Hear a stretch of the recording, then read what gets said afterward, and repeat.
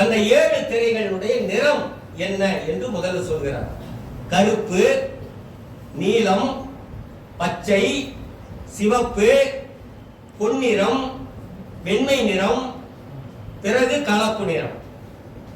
இந்த 7 நிறங்கள். இந்த 7 நிறங்களுக்கும் ஒரு காரணத்தோட தான் சொன்னார். இந்த காரணத்தை சொல்லும் போது யாராவது வைணவர்கள் இருந்தா, 4000 திவ்ய பிரபந்தம் தெரிஞ்சா, திருமழிசை பாடல்கள் தெரிஞ்சா, திருமிழிசை ஆழ்வாருக்கு ஒரு சிறப்பு பெயர் உண்டு.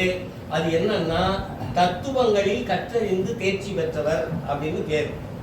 ஏன் அப்படி சொன்னார்கள்னா, ஆழ்வார்கள் 12 பேர்ல 3 ஆழ்வார்கள் முந்தைய ஆழ்வார்கள். பேயாழ்வார், பூதத்தார், இன்னொருத்தர்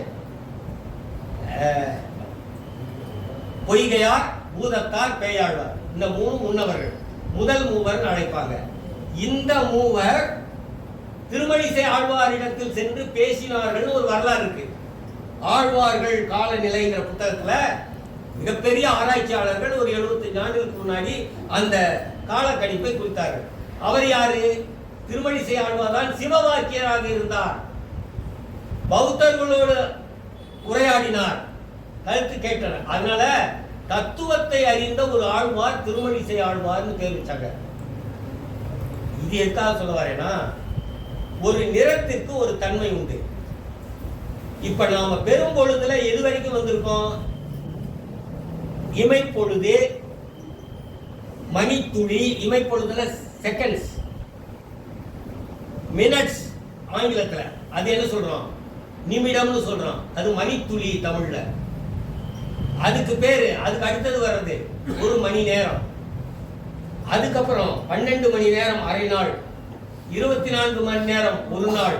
இவ்வளவுதான். இந்த இதைத்தான் காலத்தை பிரித்தார்கள். 6 வகையான காலங்கள். 2 மாதத்தை பிரிஞ்சு அதுல தமிழ்ல தொல்காப்பியத்தின் வழிமுறைப்படி 6 கார்காலம், கூதிர் காலம், அந்த மாதிரி பிரிச்சாங்க. இது ஒரு பக்கம் இருக்கு. ஆனால் பெருங்காலம், அதாவது காலத்தினுடைய பெரிய நீட்சிக்கு பேர் என்ன? அதை ஒருத்தர் பயன்படுத்துறாங்க. நம்ம ரொம்ப நீண்ட நாளை எதுவா குறிப்பிடுவது? நீடூழி. சரி, சொல்லு, என்ன சொல்? ஊழி. ஊழிதான் தமிழ் சொல். இதுக்கு சமஸ்கிருதத்துல தான் நம்ம பயன்படுத்துறோம். என்னது? சமஸ்கிருதத்துல யுகம் அப்படின்னு நம்ம சொல்றோம். யுகம்ங்கிற சமஸ்கிருத சொல்லுக்கு ஊழிங்கிறது தமிழ் சொல். பரிபாடலில் ஊழிதோறும், ஊழிதோறும், நாள் ஊழி என்ற சொற்கள் பயன்படுத்தப்பட்டிருக்கும். திருமுறைகளிலே ஊழி என்கிற சொல் தான். ஆழ்வார்கள் 4000 திவ்ய பிரபந்தத்திலும் ஊழி இருக்கும், திருமுறைகளிலும் ஊழி இருக்கும். நம்ம ஊழியே கத்துக்கொள்ளாம போயிடுச்சு. அதனுடைய விளை. இப்ப இது பெரிய பாடம் இருந்தா கூட ஒரு சுருக்கமா 2 வரி. மகாபாரதம் எப்ப நடந்தது?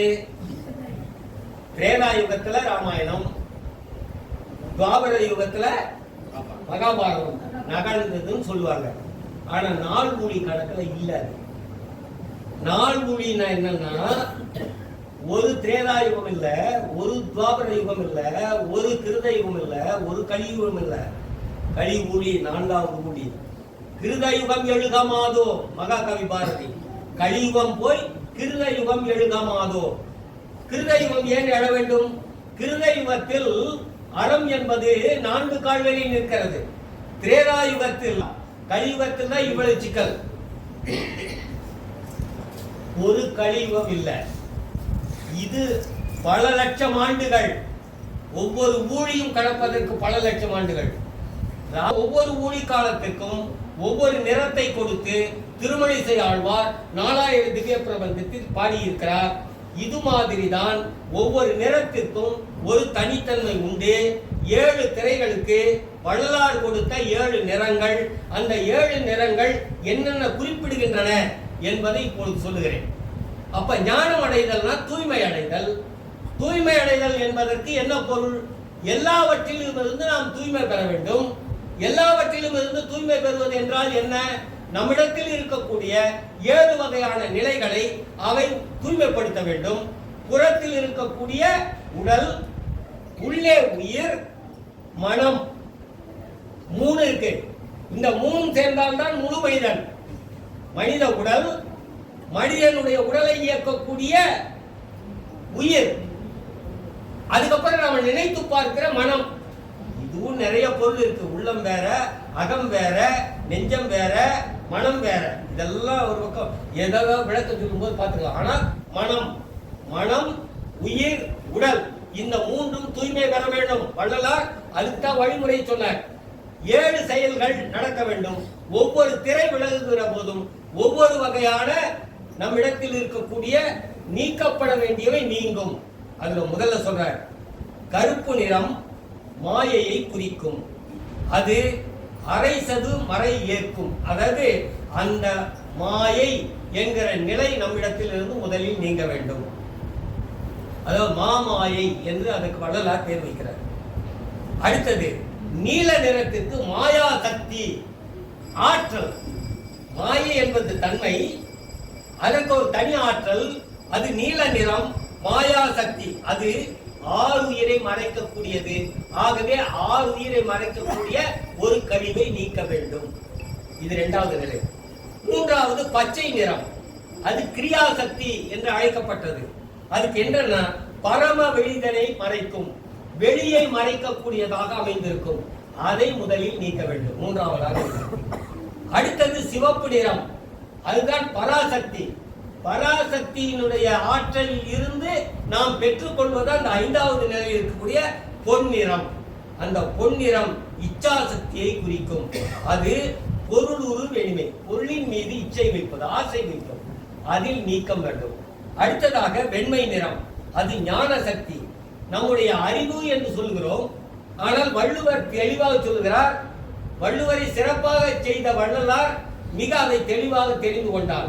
என்னன்னா, இப்ப நான் ஒரு வழக்கறிஞராக இருக்கிறேன், ஐயா அறிமுகப்படுத்தினாரு. நீதிமன்றத்தில் ஒரு வழக்கு வருது. ஒரு குற்றவாளி நிற்கிறான். அவன் சூட்கேஸ் நிறைய பணத்தோட வந்திருக்கிறான்.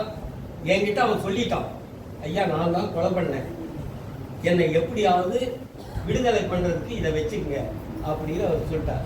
உலகத்தில் இருக்கிறவங்க எல்லாம் என்ன நினைப்பாங்க, யாருக்கு தெரியாது. இது இருந்தா என்ன நினைக்கும், நிறைய பணம் எனக்கு வந்துச்சு, நான் ஒரு கார்ல ஒரு பெரிய கட்டிடத்துல குடியிருக்கேன், நல்ல வக்கீல்ங்க, ரொம்ப பெரிய ஆளுங்க அப்படின்னு என்ன பொருள், என்ன பொருள், நல்ல நான் தெருவுல நடந்து போனா என்ன வக்கீல். உலகத்தை பார்க்கறது இந்த உலகத்தினுடைய பாதை. இந்த புறத்தோற்றத்தை நீக்க வேண்டும், தவறான புறத்தோற்றம். அதாவது வள்ளுவர் எதை அறிவுன்னு சொல்றாருன்னா என்ன சொல்றாரு, நன்றின் வாழ் விற்பது அறிவு. இப்ப நான் பணம் வச்சிருக்கான், அவன் கொலையே, அவருக்கு விடுதலை வாங்கி கொடுத்துறேன், நான் நல்ல வழக்கறிஞரான்னு கேட்டா வள்ளுவர் வகையில் அது கிடையாது. வள்ளுவர் வகையில அது இல்ல. எது அறமோ அந்த அறத்தின்படி நின்று அறத்திற்காக வாதாடி அந்த வழக்கில் நான் தோற்றாலும் பரவாயில்லை, அறிவு வெற்றி அடையணும்னா நன்றின் வாழ்வித்திருக்க வேண்டும், நலம் தருவதாக அது இருக்க வேண்டும். அப்படி இருந்தால்தான் அதுக்கு பேர் அறிவு. நான் சாதிச்சிட்டேன், வென்று காட்டிட்டேன், நான் முறியடிச்சிட்டேன், இது வெற்றி கிடையாது, அறிவு கிடையாது என்று வள்ளுவர் சொல்கிறார். அறிவு வள்ளுவர் இடத்துல நிறைய மாற்றங்கள்